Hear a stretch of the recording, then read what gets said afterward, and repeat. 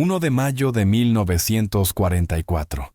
Eran las 2:47 de la madrugada, a unos 12.000 pies de altura sobre la Francia ocupada por los nazis. Y Elisa Steiner estaba de pie en la puerta abierta de un bombardero B-24, mirando hacia una oscuridad total, absoluta. Tenía 23 años, medía 1,60 m y pesaba poco más de 50 kilos. No llevaba armas, ni radio, ni documentos. Solo una bicicleta, una bolsa con jabón y un ovillo de lana con 2 agujas de tejer. El jefe de salto gritó por encima del rugido de los motores, 30 segundos, y Elisa revisó por última vez las correas del paracaídas. Sus manos estaban firmes, su corazón no tanto, porque muy abajo, en algún lugar, unos 50.000 soldados nazis ocupaban Normandía. Agentes de la Gestapo patrullaban cada pueblo, y colaboradores franceses denunciaban cualquier cosa sospechosa. Y los 4 hombres que habían saltado allí antes que ella ya estaban muertos, capturados en pocos días, torturados y ejecutados. La inteligencia británica se lo había dicho antes de subir al avión. Incluso le dieron una última oportunidad para echarse atrás, pero no lo hizo. Elisa dio un paso al vacío y cayó.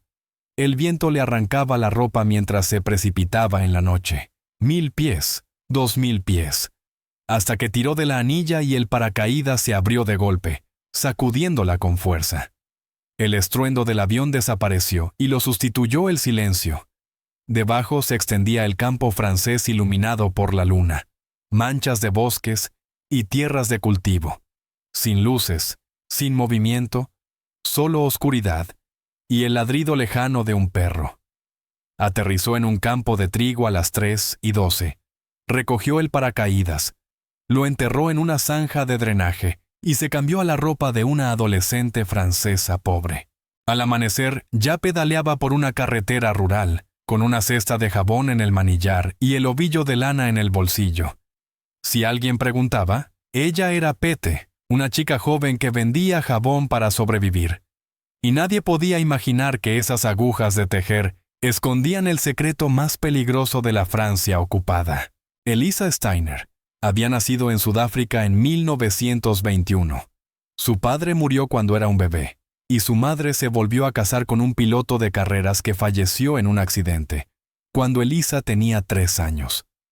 La tragedia marcó su infancia, pero también la volvió valiente, y a los 20 ya se había unido a la Fuerza Aérea Auxiliar Femenina en Inglaterra como mecánica de vuelo.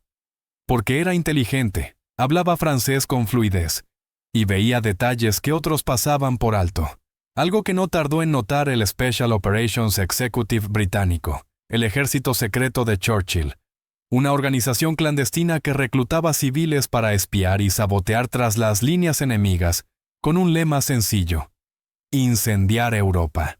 En 1943 le ofrecieron el trabajo. Le dijeron que era peligroso, que la mayoría no sobrevivía, y Elisa no dudó. El padre de su madrina, a quien ella consideraba su abuelo, había sido fusilado por los nazis.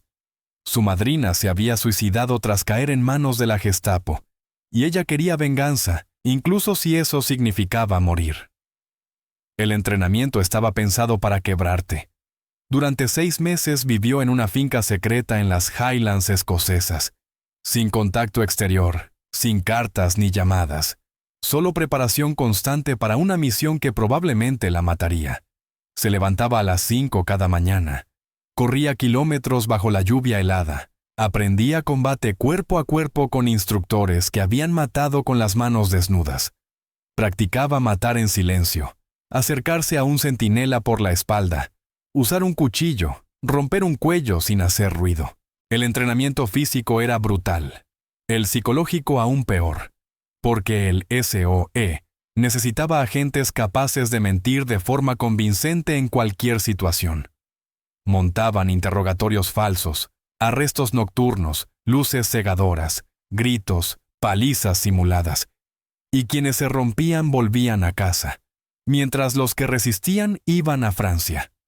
Elisa aprendió a sostener su historia de cobertura bajo presión, a responder con calma mientras el corazón se le salía del pecho, a mirar a un hombre a los ojos y mentir sin pestañear. Aprendió a escalar edificios como una ladrona, guiada por un auténtico ladrón sacado de una prisión de Londres, a forzar cerraduras en menos de 30 segundos, a memorizar mapas, destruirlos y orientarse solo con la memoria, a perderse en una multitud y reaparecer siendo otra persona. También aprendió a identificar agentes de la Gestapo por los zapatos, los peinados, la forma de observar una habitación, a saber qué frases en francés la hacían sonar culta y cuáles la convertían en campesina, a cambiar la voz, la postura y toda su personalidad en un instante, aunque su habilidad más importante era la más simple: tejer. El Zoe había creado un sistema para codificar mensajes usando tiras de seda, impresas con 2000 códigos distintos, cada uno de un solo uso, mensajes que tardaban media hora en transmitirse en código Morse.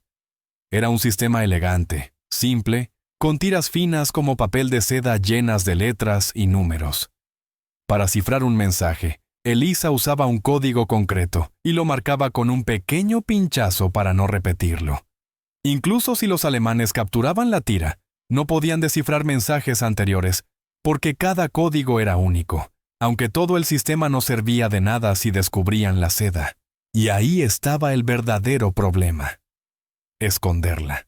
Los soldados alemanes registraban a todo el mundo, revisaban papeles, bolsas, ropa, buscaban compartimentos ocultos, tinta invisible, microfilmes, desnudaban a sospechosos, escaneaban equipaje y usaban perros entrenados para detectar olores de tintas y papeles. Pero nunca revisaban los utensilios de tejer, y por eso Elisa enrollaba las tiras de seda alrededor de sus agujas. Las tiras finísimas se confundían a la perfección con la madera. Elisa las entretejía incluso en los cordones planos con los que se recogía el pelo y escondía fragmentos diminutos dentro de ovillos de lana tan apretados que resultaban invisibles. Sus contactos del SOE habían probado ese método de ocultación una y otra vez, y los soldados alemanes habían revisado decenas de cestas de tejido, sin encontrar absolutamente nada. Las agujas parecían simples agujas, la lana parecía solo lana, y ni siquiera al mirarlas de cerca alguien podía ver la seda si no sabía exactamente qué buscar. Una chica joven tejiendo al borde del camino. ¿Qué podía parecer más inocente? ¿Y qué podía ser más mortal? Porque su misión era fácil de explicar, pero casi imposible de cumplir. Saltar en paracaídas sobre la Normandía ocupada, recopilar información sobre posiciones, fortificaciones y movimientos alemanes, enviar mensajes codificados a Gran Bretaña y hacerlo durante meses, moviéndose sin parar, sin confiar en nadie, sabiendo que si la capturaban la esperaban la tortura y la muerte, mientras los datos que reunía servirían para planear la mayor invasión anfibia de la historia, el día D. Todo dependía de saber con exactitud dónde los alemanes eran fuertes y dónde eran vulnerables, de elegir con precisión las playas de desembarco, de indicar a los paracaidistas dónde caer y a los bombarderos qué objetivos atacar. Elisa era solo una de decenas de agentes enviando información a Londres, pero trabajaba en la zona más crítica, la costa de Normandía, por donde pronto desembarcarían 135,000 soldados aliados. Si fallaba, miles morirían en playas ya fortificadas, y si la capturaban, moriría sabiendo que los había condenado. Durante 3 meses recorrió en bicicleta los pueblos normandos, avanzando entre 20 y 30 kilómetros diarios, con las piernas ardiendo en aquellas carreteras costeras llenas de cuestas, vendiendo jabón de puerta en puerta, jabón de verdad, no una simple tapadera. El jabón le daba una excusa para llamar a las casas, entrar, quedarse en pueblos donde había tropas alemanas, sonreír a los soldados, coquetear con oficiales en los cafés y reír sus bromas mientras, por dentro, memorizaba insignias, marcas de vehículos y comentarios casuales sobre refuerzos y traslados. Muchos de esos oficiales jamás imaginaron que aquella tímida adolescente francesa entendía cada palabra de sus conversaciones en alemán. La madre de Elisa se lo había enseñado de niña, y en el entrenamiento del Zoe había perfeccionado esa habilidad hasta seguir discusiones militares rápidas sin delatarse. Anotaba mentalmente números exactos de tropas, no estimaciones. Reconocía tipos de vehículos por su silueta y el sonido del motor. Localizaba baterías de artillería, observando dónde caían los proyectiles en los ejercicios, y seguía rutas de suministro contando camiones y cronometrando llegadas, porque cada detalle importaba. La diferencia entre 500 y 5,000 soldados podía decidir si una playa se usaba o se evitaba, y la posición de una sola batería podía salvar o condenar a cientos de paracaidistas. Lo memorizaba todo y nunca escribía nada de día. Demasiado arriesgado si la registraban. Así que usaba técnicas de memoria del SOE, creando imágenes mentales que fijaban la información hasta poder codificarla. Por la noche, sola en el escondite que encontrara, sacaba las tiras de seda y comenzaba el lento proceso de convertir sus observaciones en grupos de 5 letras para el Morse, siendo la transmisión la parte más peligrosa, porque las unidades alemanas de detección podían localizar una señal en 90 minutos. Usaban camiones móviles que triangulaban la señal y reducían el área minuto a minuto, y cuando se acercaban, patrullas a pie con detectores barrían la zona hasta dar con el transmisor, y los agentes capturados no volvían a verse. Por eso Elisa nunca permanecía más de 60 minutos en un mismo lugar. Montaba su pequeño transmisor, del tamaño de una maleta, en un granero, enviaba el mensaje, recogía todo y pedaleaba 5 kilómetros hasta un bosque antes de que llegaran los camiones. Transmitía otra vez, se movía a una granja, transmitía, se movía, desarrollando un sexto sentido para el peligro. El sonido lejano de un motor, un perro ladrando en el momento equivocado. El silencio de los pájaros que indicaba que alguien avanzaba entre los árboles.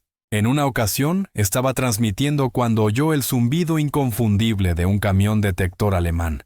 Tenía quizá 3 minutos antes de que localizaran su posición, pero terminó el mensaje porque la información era demasiado importante.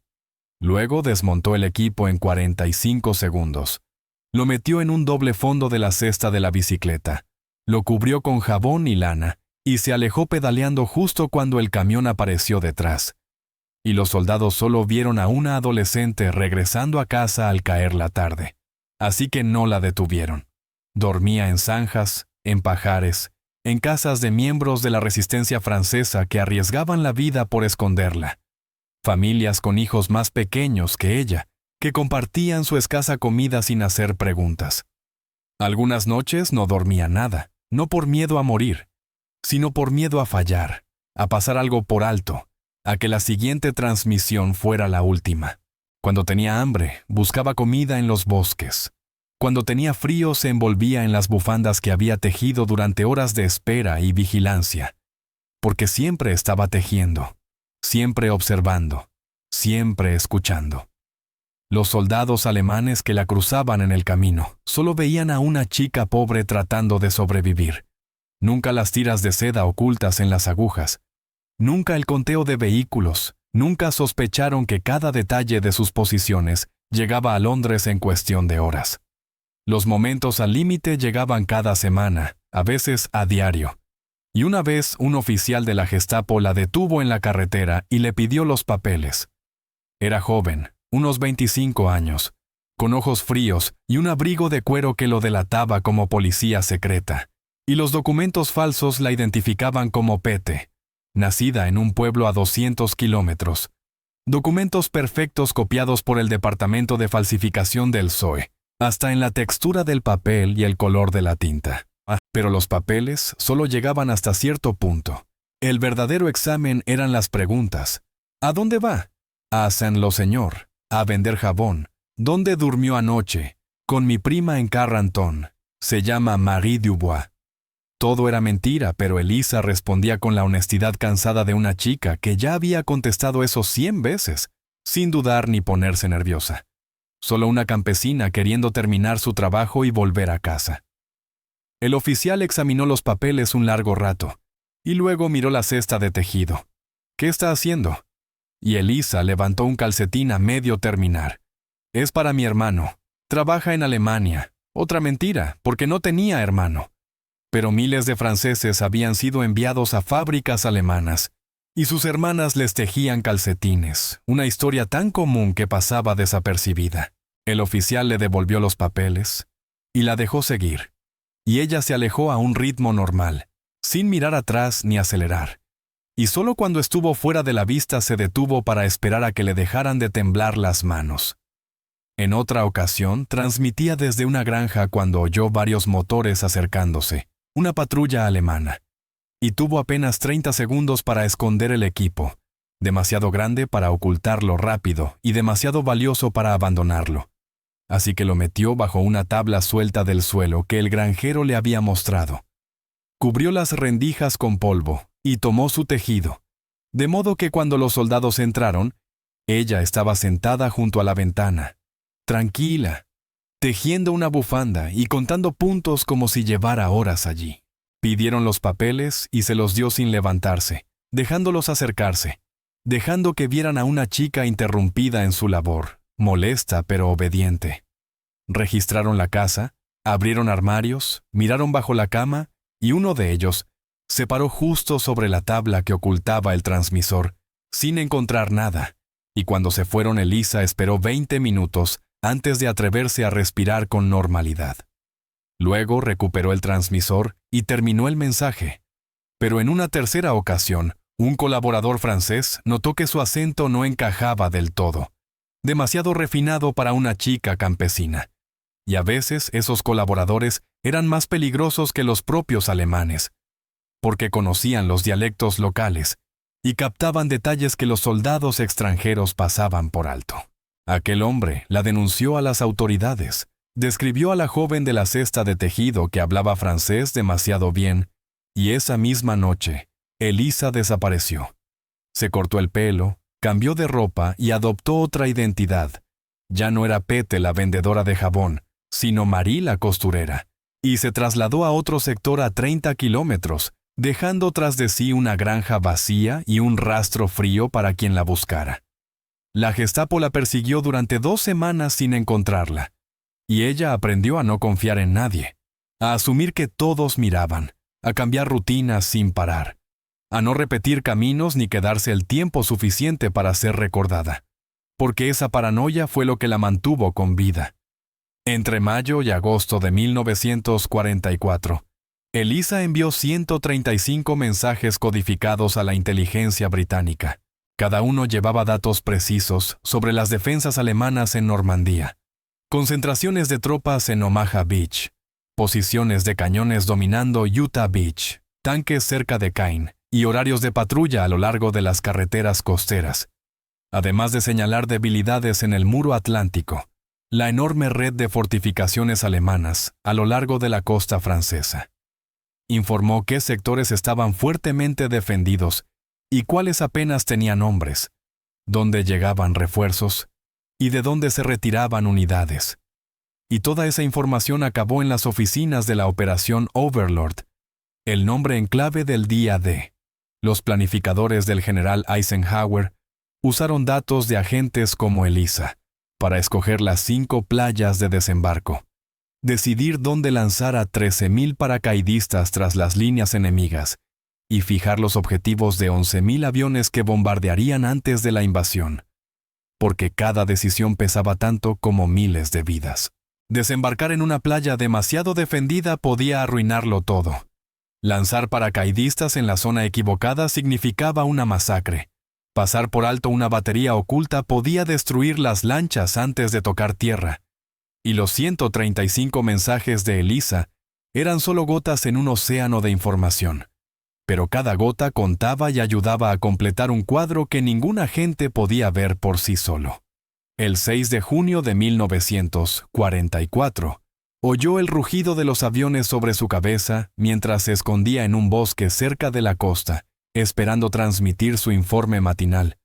Aunque esta vez era distinto. No era un bombardeo ni un vuelo de reconocimiento. Eran miles de aviones, oleada tras oleada cubriendo el cielo de horizonte a horizonte. Transportes C-47, bombarderos B-17, cazas P-51, la mayor armada aérea de la historia avanzando hacia la costa. Desde su claro, vio el cielo llenarse de paracaidistas estadounidenses y británicos cayendo tras las líneas enemigas, miles de copas blancas descendiendo en la luz gris del amanecer, y supo lo que significaba, que la invasión había comenzado y que la información por la que había arriesgado la vida se estaba usando en ese mismo instante para guiarlos a sus zonas de salto.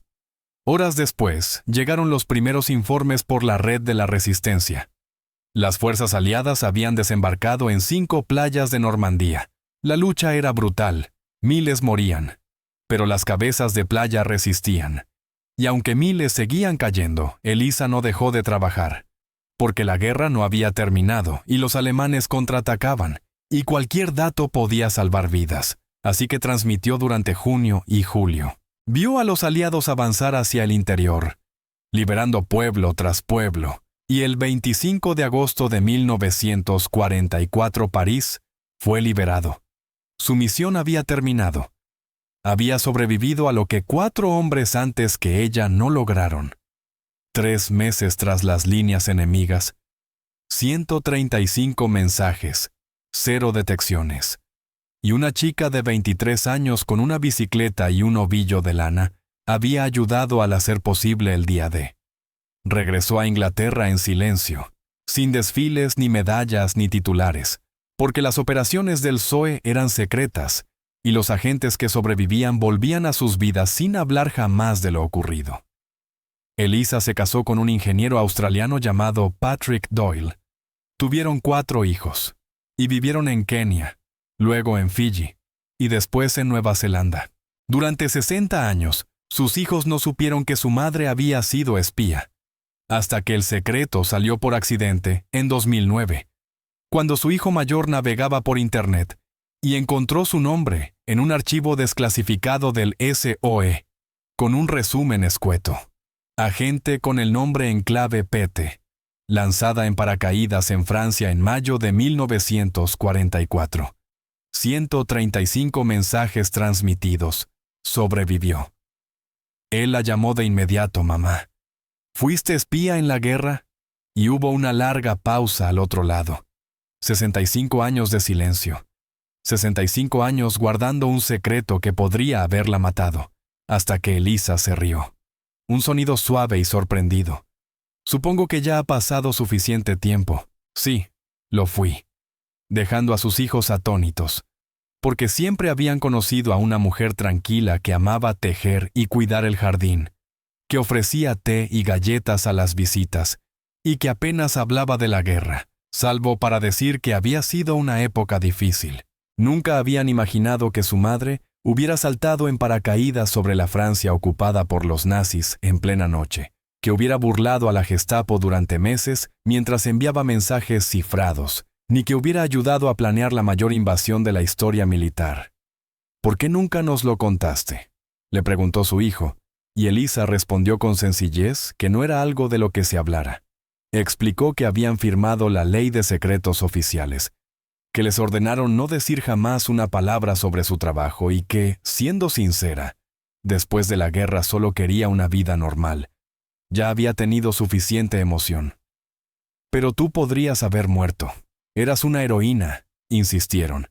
Y ella negó con firmeza, diciendo que no era una heroína, que solo hacía su trabajo y que los verdaderos héroes fueron los hombres que desembarcaron en esas playas, los paracaidistas y los miembros de la resistencia que fueron capturados y ejecutados, porque ella, según decía, solo enviaba mensajes.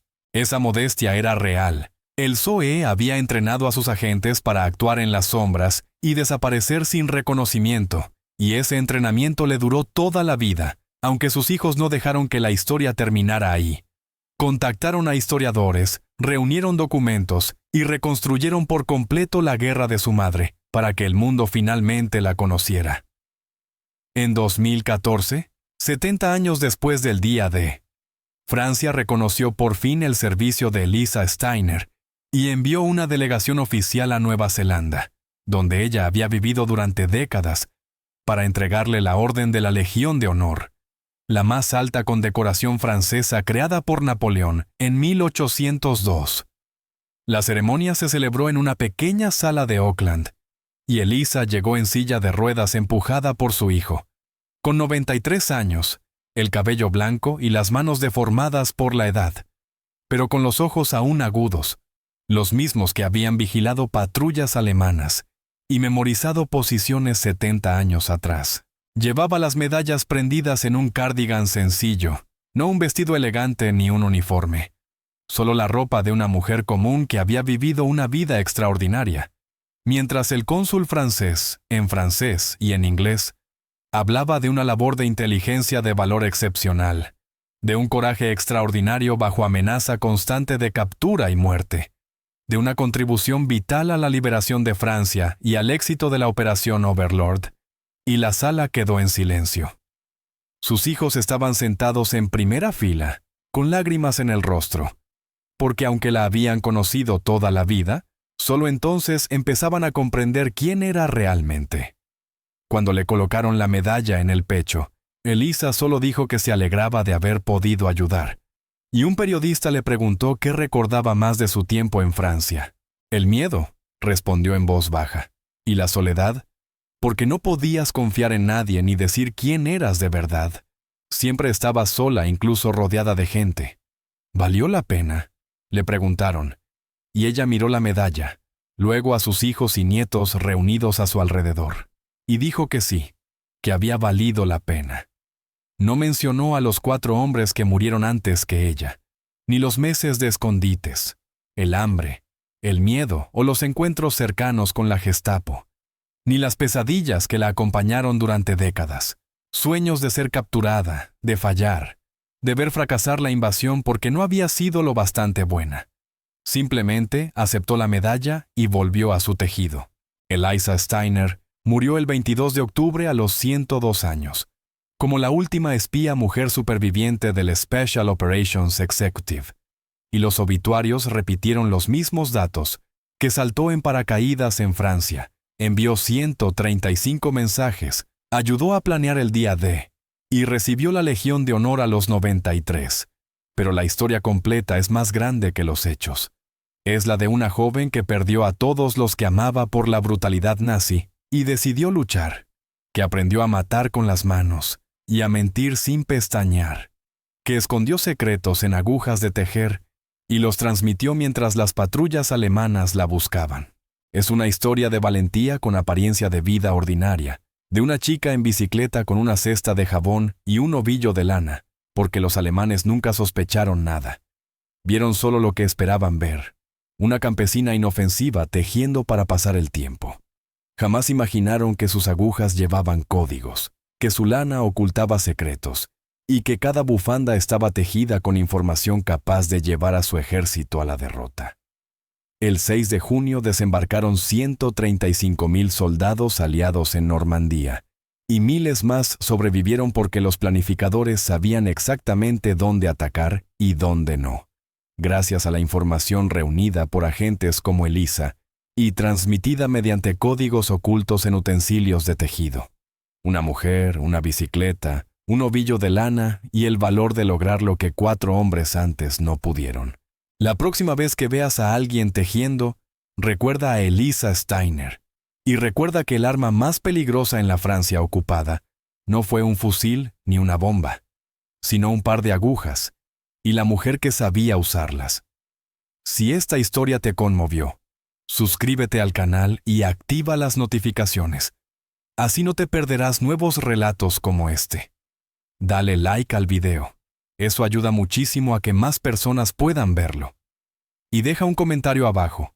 Cuéntanos qué parte de la historia te impactó más o si ya conocías este tipo de espionaje. Gracias por quedarte hasta el final y por ayudar a mantener viva la memoria de quienes cambiaron la historia en silencio.